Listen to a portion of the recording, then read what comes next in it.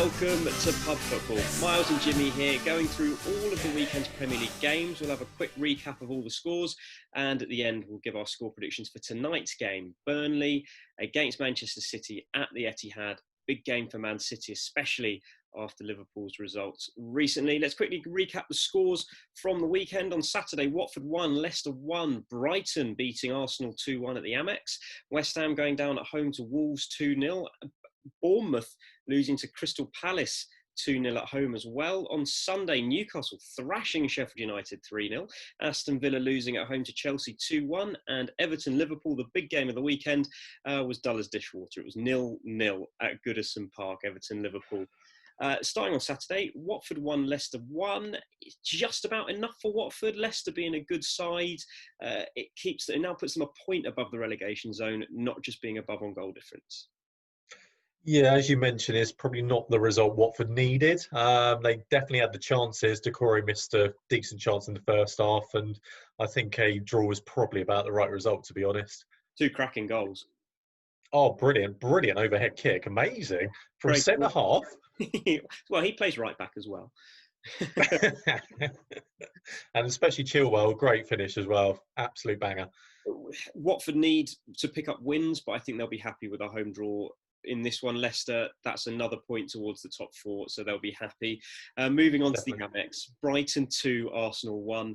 What a shambles. Neil Maupay being the centre of attention. He was involved in the incident that injured Bernd Leno and then scored the winner in the last minute. It all kicked off. Guendouzi doing what we don't like him for by being yappy without playing that well, but shocking from Arsenal. Really poor, leaves them 10th in the table. Yeah, you take the result. We should have won. We were 1-0 up, had enough chances, gave away a really poor goal, and then Maupay, of course he did, scored in the last minute. I didn't think he did a lot to Leno, to be honest. I didn't see it like everyone else saw it. He jumped into it. He jumped into the goalkeeper, but that happens all the time. And you think about back in the day when players used to barge the goalkeeper into the goal to score. And it would count, yeah. It was the landing. It's the landing that hurt Leno. That could have happened when Leno was jumping for the ball unchallenged. It was a dodgy landing. These things happen. Leno went off at Maupay, and then it was just, at the end, I feel like the Arsenal players were out of order, but it was frustration because they've let themselves down again. Big time. I think it's more frustration about the result instead of the problem with Guendouzi. He's so petulant. It's just becoming a bit of a joke, to be honest. Everything's an issue. He's got to be involved in every single incident. Just let it go. He was poor on the pitch, and pretty much the entire Arsenal team were poor as well. Well, it's like one of those things where you make a mistake and you blame someone else for it. That's what they were doing. Yeah. And Arsenal are going to finish mid-table. That's pretty much that. Yeah, we're lucky we have enough points as we do, because we are going one way at the moment, which is literally very, very poor. Very poor. Brighton, just about enough to stay up now. They don't need. They need another 2 or 3 wins max out of the last 9 games or 8 games. Definitely 2 wins, job done. Yeah. West Ham, Wolves. This is a shocker for West Ham. Wolves were better than West Ham, but it all could have been different if Pablo Fornals had just kept his composure when he went clean through. There was no one anywhere near him. He's tried to volley it, and he's absolutely hammered it into the crowd, the stands. Shocking composure, and those are the moments that West Ham might look back at the end of the season and think, it seemed like he had someone behind him in his own eyes, and he just snatched at it. And you think, if you could have taken a touch, you could have squared it. He could have done anything with that. But I thought Wolves are very good. Yeah. And with Raul Jimenez up front, you've always got a chance. What a difference Adama Traore made as well. He's incredible. Oh, brilliant. Yeah. He's so good. So good. It's just such a key moment for West Ham that they can look back and think, if we weren't 1-0 up there, we probably could have hung on to win. And if they go down, it's those moments that are going to be the problem. And they look like they might. They're just above the relegation zone on goal difference. But I thought they were so poor, mate. Honestly, they were really, really poor. They had nothing, absolutely nothing. They were obviously trying to change it up. Brought on Yarmolenko, give him a bit of game time, but they just had nothing. They never looked like scoring. Another poor team in a relegation scrap is Bournemouth, losing at home as well 2-0 to Crystal Palace, making Crystal Palace look like a Premier League side. Bournemouth looked really, really bad. The player who looked the most lively, and this is coming from me, someone who slates him all the time, was Dominic Solanke when he came on. He actually did something, but just another shocking performance, and they look like a team destined for the drop. I will say right now, we've slated Crystal Palace on many, many occasions. I thought they were the best team of the weekend. I thought they were brilliant. They just were so organised, great on the counter, took their chances.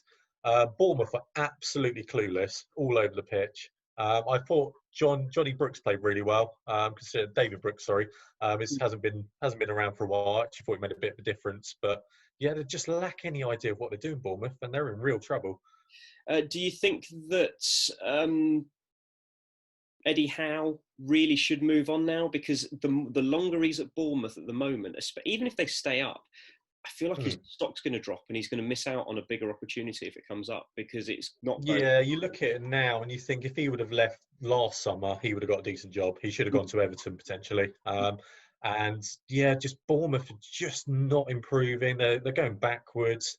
They don't have any ideas what to do. They're really, really bad. And yeah, as you say, he will be struggling, especially if they go down. But I think they are in trouble. I think they're in massive trouble. On to Sunday's games. Newcastle pretty much securing mid-table safety with a huge 3-0 win against Sheffield United. And now I predicted Newcastle to win. I didn't think it would be this comfortable. Sheffield United offered nothing. Then they had, was it Egan sent off, which didn't help things. Even Joe Linton scored, but Newcastle looked very good. Like I said, maybe players playing to stay in the plans after a takeover. Yeah, definitely. Obviously John Egan got sent off with 2 stupid yellow cards, and it did change the game slightly. But as you said, I thought Newcastle were miles better, and it's nice to see Joe Linton score. It's nice to see him in the goals, and they played really well actually, and they are so far comfortable mid-table. It's been a brilliant season for Steve Bruce. It's been great. Both these teams, I think, will end up mid-table now. Sheffield United, I don't think that the lockdowns help them, and not having a crowd will help them. Aston Villa, Chelsea. Villa go 1-0 up. Chelsea scored twice in 2 minutes, but the story of the game was Chelsea outplayed Aston Villa throughout and were very, very comfortable.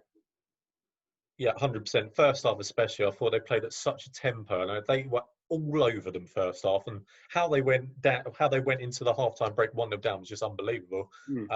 Villa created nothing that first half, and it was the right result in the end. And they actually played really well, Chelsea, which is hard to say. Aston Villa, it's not games against Chelsea that are going to keep them up, but losing from a 1-0 lead, it's a worry still. Yeah, especially conceding 2 goals in about 2 minutes as well. That's disappointing as well.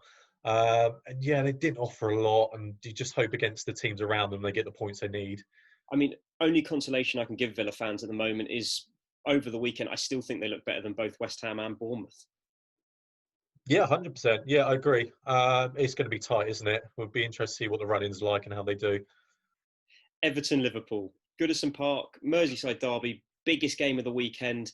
Turned out to be the most boring game of the weekend. It was dreadful. Liverpool did nothing, absolutely nothing. Everton had the best chances. Tom Davies probably should have scored. Richarlison probably could have done better with a chance to score.